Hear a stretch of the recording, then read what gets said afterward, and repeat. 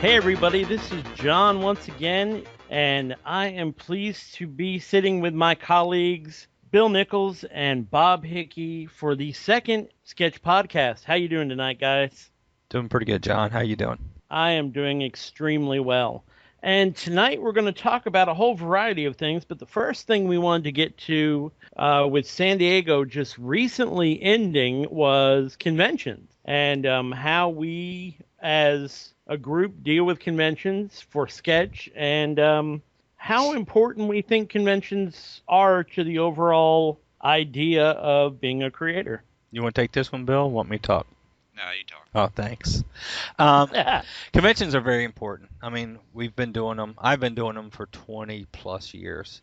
I was doing conventions before I had Blue Line as a retailer and as a wannabe artist, an artist. And then as I created Blue Line, I started doing a lot more conventions. So they are important. There's several aspects of a convention that can tie up time, finances, a lot involved. I mean, I met both of you guys at conventions, so the networking's there. Meeting people is good, but I question which is more valuable. Is your time creating more valuable or doing shows? Which, like a San Diego Con, it's a 5-day show. By the time you set up and fly out, you're tied up for 7 days. So Well, I think conventions are. I mean, they're important in that you get to meet other people that you have maybe corresponded with, and there's a face to aspect of it. Just like when we went to Chicago a couple of years ago, and so many people gave us positive feedback on Sketch, and it's almost like being a rock star. It was awesome. Yeah, it really was awesome. So, and a lot of different people that we had interviewed, I got the chance to meet them in person instead of just through email or whatever. So right. that face-to-face thing is important. Plus, it gets you out there and it puts a personality and a face to that personality that people only know through other media. Well, let's kind of look at conventions as a promotional tool. Now, Bob, you mentioned about the conventions taking away from potential creative time. Mm-hmm. But once you put in that creative time, you have your book. Mm-hmm. Uh, what do you think about conventions or appearances at conventions as a way of promoting that book? Is it valuable, or is there just too much going on at a convention for anybody to really push their book? That's one of the hardest things to say because, of course, hand selling your book is the best thing you can do. I mean, you're face to face with the possible fan. You're showing them your work. But right now, with the development of social medias, the internet, building previews online, you can reach so many more people with less effort. I personally, I love doing shows. I know so many people at these shows though that it's more like, hey, what's going on? I haven't seen you in a while. Da da da. Catching up on stuff. Is it helping as far as an artist, as a creator or writer? Not for me right now. We'll see in about a year when we're ready to really crank up Skystorm Studios. I think they got to play a part of your promotions. You definitely network if if you want to meet other creators. If you all, a lot of creators go out there and they trade off cover work. They like each other's work, and there's tons of people that do that. And it's a break from being in a studio by yourself, creating 7 days a week.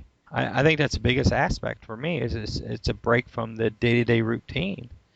But you got to be careful how many. There's so many conventions now, so you got to be careful how many of these you do, that you don't just get one issue created, and then it's 8 months before you get another one done. You got to keep that work coming out.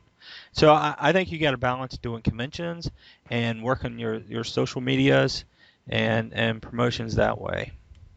And then there's the cost.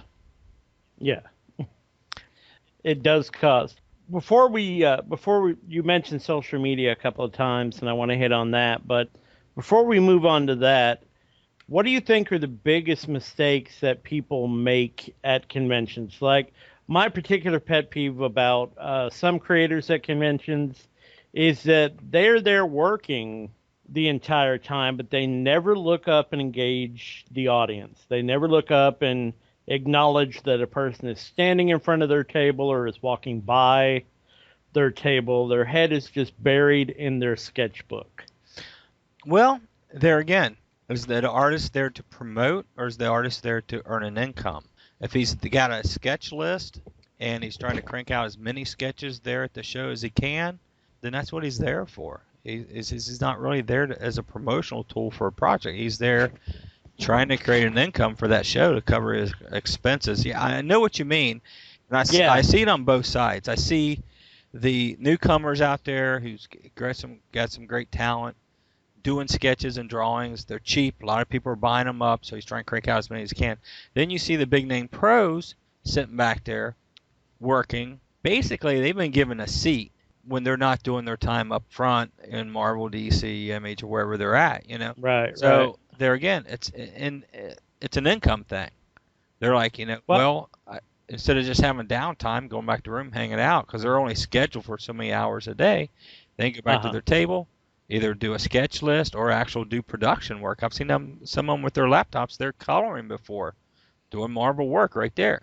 I'm usually thinking of people that are actually promoting a book, like the people that are just there to do sketches. Yeah, I completely give them a pass on not looking at anyone. But I have seen a lot of creators that are trying to pimp their books, but they still won't even, you know, just to look up and say hi, or, you know, like give someone a head nod or give them eye contact. Maybe you scare them, John. Well, anything is possible. You know, I am a big, scary dude, but no, still. I think us artists, we're sort of weird. Socializing probably isn't our strong point, or we wouldn't be happy sitting in a studio by ourselves creating work.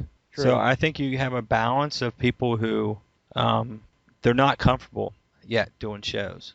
Right. You know, and I know some large names that are that way. You know, they never look up, and they just draw, or sign or whatever, and they're just not comfortable doing that. Bill, I'm running with this. What do you think? Well, I think that's true. I mean, you have some of it's the person themselves, how they interact with other people in general, just not at shows. And sometimes that's their refuge in a way.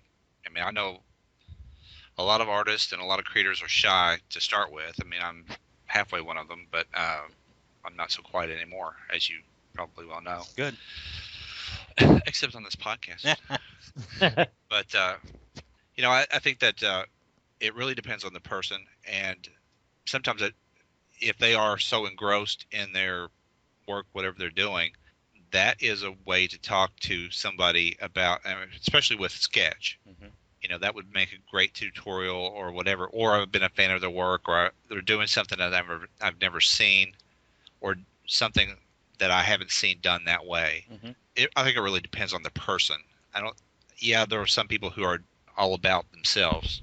I mean, they're out there. Those are egos, and that's another aspect of it too. But, you know, those people, I can't fault them for that either. You know, there's just a big mix of people, and I think that if they don't have the time for you, then maybe they have something else on their mind. I mean, I tend to give people the benefit of doubt a lot of the times. So, and the good thing about a convention is that just maybe a couple of feet next to that person is another person who is open to talk to you. Right. I mean, there are hundreds of people at a convention, and you know, some of the bigger ones, there are hundreds of artists or creators or writers or publishers or whatever. So, you know, if it's not doing it for you to talk to this person, move on. Right. You know, and you know, if somebody has a lonely convention because they've been doing their book the whole time, then you know, that's on them. But that should never stop you from experiencing the convention as a whole, or put a damper on it. You know. Well, what are some of the other mistakes that you think people, first-time people, or maybe even people who've done it for a while, make at conventions? I think displaying, laying everything flat. The people at the cons, truthfully, a lot of those don't want to be called over to a table or something, so they'll walk right down the center of the aisle looking both ways. And you need to have your stuff up, visible, where they can see art, very clear piece of art, showing off your style, easy to see, your logo. You know, if you can afford a backdrop, just anything to grab them to show this is my art. And a lot of times I will stop because I'll see a piece of art that I like and go, oh, that's interesting, and check it out. I may do that more than most, but you got to have very attractive display, whether it's a 4 foot of a table or a whole 8 foot or a whole booth. It's going to be, as attractive as possible and show your artwork because that's what they're there for. Biggest mistake there, try to have some freebies is a cool thing to do with your art on it and with your website on it and any contact information you want to give. Whether it's a postcard or, you can get full color postcards online cheap. And, something like that or a poster. I love collecting posters, so that's my biggie. So just have something that they leave with. Maybe not poster size, especially if you're just starting. Something small that I can throw into a day timer or a backpack or something and get home with me and then check it out. Not talking, of course, is a bad thing. You're there to promote. If you're there to promote a book, you need to be talking to people. I know when Bill was talking about that, it's sort of funny. I never really see writers looking down. They seem to be the chatty ones at shows. And I've noticed the smart artists who are quiet seems to have a spouse who is chatty. Right. And that's a smart artist. So I agree with that. Yeah. Terry Moore's wife springs to mind. Yes. Yeah. Scott Story, Benita. Oh, yeah, Benita, definitely. Don't talk. Yeah. So, yeah, conventions can take a lot of time, a lot of money. But, I guess there's good aspects to them. I just don't know how important they are. It must be pretty important considering how many shows we have right now. Well, yeah, especially now. We just wrapped up San Diego, Baltimore in the fall. You have MegaCon in the spring. You got Pittsburgh. We now have a Cincinnati show in September. There's so many 1, 2, 3 day shows. It's like, that's what I mean. You got to be careful how many of these shows you do. Look at the show and say, can I possibly benefit from it? Get readers, meet people, or make an income. Right. Those are the most important thing. Unless you're going to show looking for creators, then that's important too. If you're a writer or you're a penciler looking for a writer, you may go there looking for someone to work with. But you got to really be careful how many of these shows. Next year I'm looking to really get back out on the road with Blue Line, with Skystorm, with Sketch, and I'm just going down the list of shows, shaking my head like, man, I got to really pick these out. Because last spring I did a show in Pittsburgh, and it was a comic and toy show. I probably wouldn't tell you the name if I knew it, but it was horrible. We sat on an inside soccer field that stank.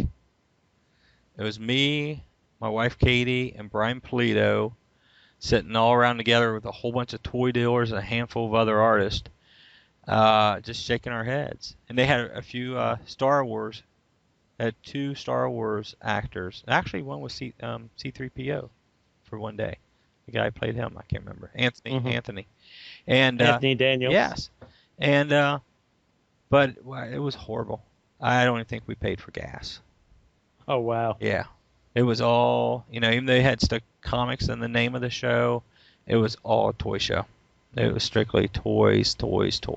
So, I got to meet some other type of dealers. I socialize wherever I go. So, right. But as far as going back next year, they sent me flyers. I was like, nah, it's not feasible. Right.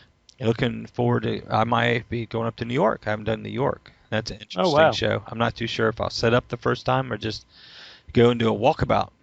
And that's what I would suggest a lot of artists who aren't too sure about a show to do, is go to that show as a fan or as a creator and try to get a creator's pass, but not really a booth or table, and just walk around. Look at the show, look at the people in there, and see if they can benefit from it. So that's pretty good advice. And let's go back to something you had hit on before. And this would probably be a real good one for Bill to take the lead on. You were mentioning that social media and those type of internet sites are really kind of revolutionizing the way that people are getting their work out. Just talk about that for a little bit. There are so many out there right now, Facebook, MySpace. I just read earlier that Google is looking into establishing their own social network of some kind, and using one of the gaming companies, Zynga. Mm.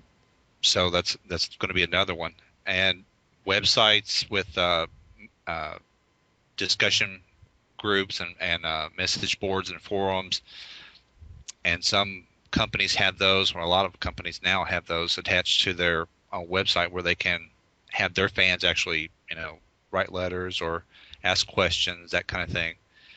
It puts you in an accessible position to where people can ask you questions, say about sketch or contributing to sketch, or about collaborating on a project, or it really just puts you out there. I mean, over the internet, and that's going back to meeting people at shows.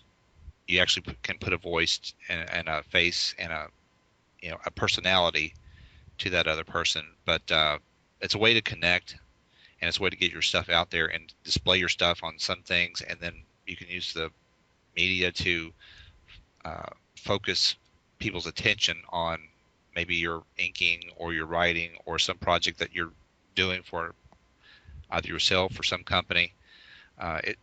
It's a strategy that you can use, and you have to. I mean, some people will say, "Well, you're everywhere," or they're everywhere, and that's true. But there's so many places that nobody is on just one place, one media site. Maybe you get several from different places all over the internet, but you lump those together, and it's the power of numbers. All those people can generate more people.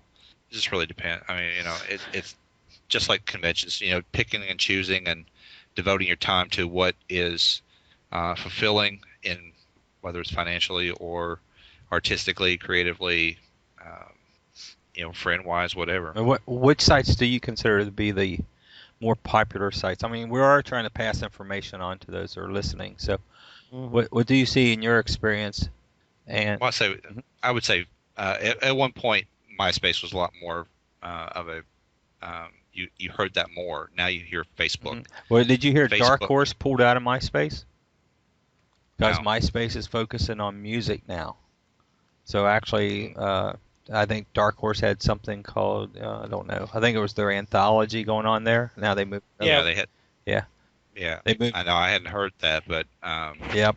I mean, at one point, Randy Stradley said they probably would not be posting things on Facebook because of the usage clause and that kind of thing. But right. I'm looking at Randy's.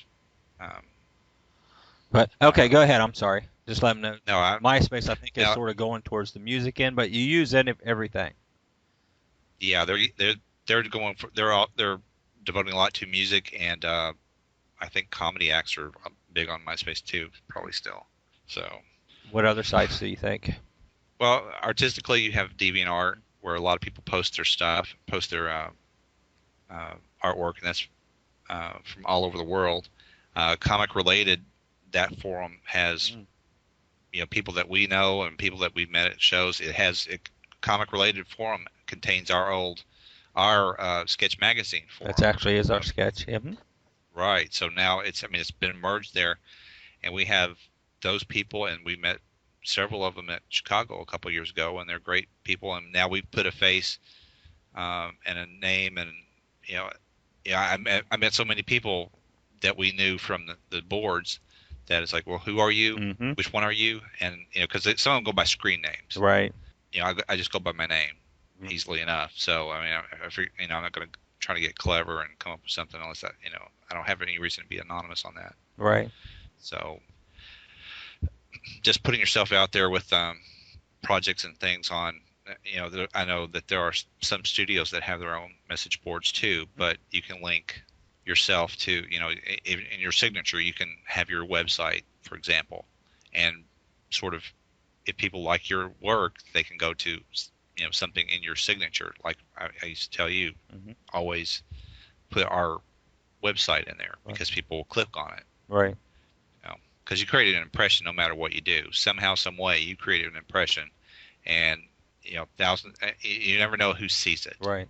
And you may, because I've met a lot of people, through the internet. Those people have contributed to Sketch and are interested in contributing to Sketch and collaborating and getting my opinion on things.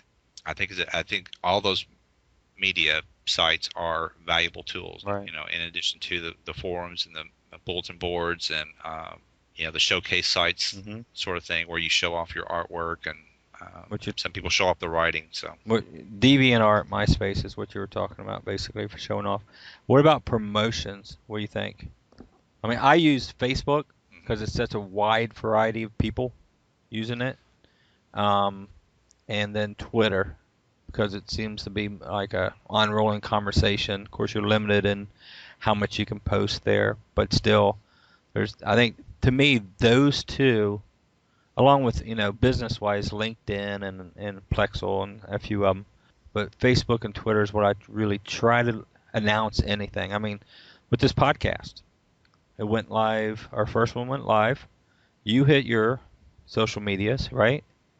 Mm-hmm. I followed the next day, and within just that, we had delivered something, 50, 60, 70. It hit the front page of CR. We've delivered over 100 copies, and that's all the promotions we've done. I'm going to do more promotions once this one hits and everything, but it's just using those social medias, befriending people, and, be careful how you work them. I think they can benefit. I don't use DeviantArt. I don't know why. It frustrates me. I know tons and tons and tons of artists absolutely love it, and I love. Maybe it doesn't frustrate me as much as it distracts me, and I think that's another big thing, John. There is too much to look at. Yes. On DeviantArt. DeviantArt is too distractible because there's too many great artists out there, and Facebook. Oh my gosh, I got into Farmville and this and that, and I finally shut everything down. And I said, you know what? I'd rather be drawing, writing, than playing these games. This is ridiculous. So my crops are dead, and who knows what's happening. I haven't been there for months and months. But there's too many distractions. A lot of people need that. I guess those who don't create or write or whatever. I know people play all the games, and that's cool. But for me, it was a huge distraction. So, but I post. I've had a couple good conversations on Facebook. I try to let people know what I'm working on, and the response has been good. So, yeah, there's a good thing to social medias, but you gotta be careful how much time you invest. Right. Bill touched on something briefly that I wanted to hit on. How important do you think that, not just on social media, but otherwise, how important do you think an online presence is to the career of an artist? If you have those people that go, I'm just an artist, I don't know anything about computers, I just draw my book and that's what I do. How important do you think it is for an artist today to have an internet presence? Not just on the social medias, but on, say, their own website or on a group website or a news website like Comic Related or something like that. You occasionally will still come across people who say, I'm just an artist, I don't bother with computers, I draw my book, that's what I do. Mm-hmm. Is it important for them to get out there on the internet, still promote their talent other ways, or how does that work? I think it's very important. For the minimum amount of cost that there's invested into it, anybody can access it. Anybody from anywhere has a connection. There's so many easy. We're gonna have to talk about this on another podcast because you get me talking about websites and marketing and using WordPress and using Comic Press. I mean, that's a whole different beast there. But we'll save that one. But in general, it's gotten simpler, but yet it can still be very intimidating for creators who don't do it. So it's very important to do it, even if you do it at a minimal, just to get your name out there and get your artwork out there.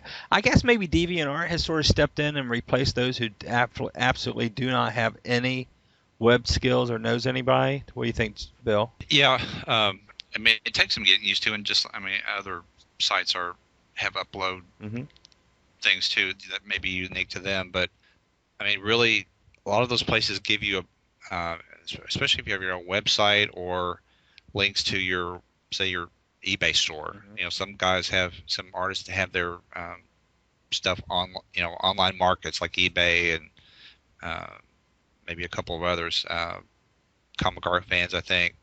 And having an online presence when you are not at a convention gives you a way to not only talk to your fans or people who are interested in your work or your books or whatever. It also gives them a place to buy your stuff, to invest in you, not only as a person, but into your work. And I think that is also part of it, is investing into a personality. And again, you have to be careful because some people, there are fanatics, just the longer term of fan. But I mean, the bigger names get that. I haven't had any, but you haven't had any stalkers yet. No stalkers. No stalkers. All right. We'll see what we can do after a few more of these. That's right. Okay, let's not. But somebody like John Byrne, right? I know he quit doing some conventions because he didn't follow around, and some people feel as though if they come to a convention that you are owing them, that they are owed time by you because they have invested. And I guess that for some people that crosses the line, but online stuff can be, what you make of it, whether it's simply a business arrangement. Here's my stuff, buy it. Really, you have to balance it out. I mean, right. Some of it has to do with your own personality and your own goals as far as a creator, as a publisher, as a marketing person. Because if you are an artist, you do have to market yourself a little bit. You have to show your portfolio. You have to show what you can do. Even if you're at the top of your game, people still look at your stuff and think, you know what? I'd love to see John Byrne do this book, or and they'll call him, that kind of thing. So all the way up the ladder, right? It has an influence. So well, I think no matter how big you are, you got to be a marketing person, because you never know where that next job's coming from. You're always a freelancer, even if you work on Marvel and DC, and you could wrap up with one editor and you could be sitting there without any work if you're not out there constantly sending out emails or just sending out, here's my latest stuff I've done. So yeah, I think it's important. You've got to market yourself. And there again, that's a whole nother podcast. Yeah. Back on social medias, does anybody even know if Comic Space is still around? It is. It is, but it's got a negative, or last time I went there, it had a potentially harmful website tag on it. Really? Yeah, and there was someone else that I do a podcast with went deeper into it, and apparently they're going to retool it, or at least that's what he had read when he looked at it. But when he went... this came up on a different show, and we went to it, and it brought up one of those Google "don't go here" sort of things. Really? So, yeah. So I don't know if that's still true, right? Because I haven't been back to my Comic Space site in years. But me neither. That's why I was asking. A couple years ago, it was the place to be. Right. Well, yeah. Even a couple of years ago, I was sitting with Francesco, and he said, "Doesn't it seem that Comic Space is getting a little dusty?" Yeah. And that's after the big explosion, because for a while there it was rocking. Right. And then it sort of cooled off. But I think just the attention went in other directions. And well, I know they combined it with several sites, because we were advertising on their site and doing pretty well with it. And then they either bought out or was bought out, and they were interconnecting everything within like 3 different comic type sites and websites, and it got real funky. And I think it sort of got put on the back burner somehow. It was like Francisco's, it's got dusty. It just wasn't a whole lot being updated and added to it. And their ad rates went astronomical. I was like, that's okay. We'll pass, guys. But yeah, and since then I haven't even been back. I mean, I've got one there personally, and I haven't checked it in years. I just but that concept was cool. I think DeviantArt though offers more variety of art, from photographers to painters to illustrators to digital illustrators to old school illustrators. So I think a lot of us artists enjoy seeing other people's stuff like that, not so much what we're drawing, which is comics. So it may be more fun that DeviantArt came around and it's probably stole the thunder out from underneath the comic space. That's just maybe not. I apologize to anybody out there who loves comic space. And hey, send us an email at podcast@sketchmagazine.net and tell us what you think. Yeah, I think probably DeviantArt and Facebook killed it. I think so. Yeah. When Facebook did their big push, because Facebook just a couple of years ago wasn't that big a deal, and now it's pretty much surpassed MySpace. So I think it finally killed it. And I will preface one thing Bill said a few minutes ago. I've seen a couple of artists on Twitter who have these eBay accounts. Mm-hmm. Sadly, they tweet about 50 pieces of their art at once, and I really think that turns people off. Yeah. Right. I think that's part of that. You have to be careful, yeah. Right. And it's usually new or, not necessarily big name artists. It's usually the the mid-level or lower-level artists. So it's just something for people to think about. It's great that you're hawking your stuff on eBay and everything and, hope the best for you, but we don't need to know about your entire library in one day's worth of tweets. Right. It's a little crazy. And I think that about wraps us up, guys, except Bob started to do something that I think is really important. I think you guys should go ahead and pimp all the websites now, since we're talking about websites. So go ahead and pimp all the websites you're connected with, or just any website you want to talk about. Okay. Well, check out BlueLinePro.com for art supplies and art papers. Of course, been there for 20 years. SketchMagazine.net is live, working. We have a podcast page there. We're going to be doing updates, press releases, reviews. We're going to start rolling out a lot of cool stuff over at SketchMagazine.net. And to keep sketch stuff going, the sketch boards are over at ComicRelated.com. Jump in, join, talk, chat. We have an art contest going on. Email us questions for this podcast at podcast@sketchmagazine.net, and we'll get them on the air. Bill? If you follow Comics Mentor, most of the things I talk about or something that's coming up, I usually start there, and then maybe Twitter something, and then that ties into other. My Twitter feed goes to other places, so I think that's important too. But Comics Mentor for me is the place to find out about stuff that I'm doing, including this podcast or including the things, the creators that I come across and all that. So. And NCR, Comic Related Forum, I just posted there earlier, cool. And looked at people's reactions to the first podcast. So that's awesome. And let me also mention on Comic Related, our online blog that gets new content every day. And a recent addition is that there is a reply area. So if anybody likes, doesn't like, whatever, or wants to see something more, wants to see something less, whatever you have, let us know. We read the replies. Can't always guarantee we'll get right back to you, but we do read the replies. And let us know what you think of it. That's all over on comicrelated.com. Just go to the front page, click on the sketch link at the top or the individual sketch stories on the page itself, and it'll take you right to it. And I think that does it for us once again. This has been John, Bob, and Bill for Sketch Magazine, and thanks everyone and good night.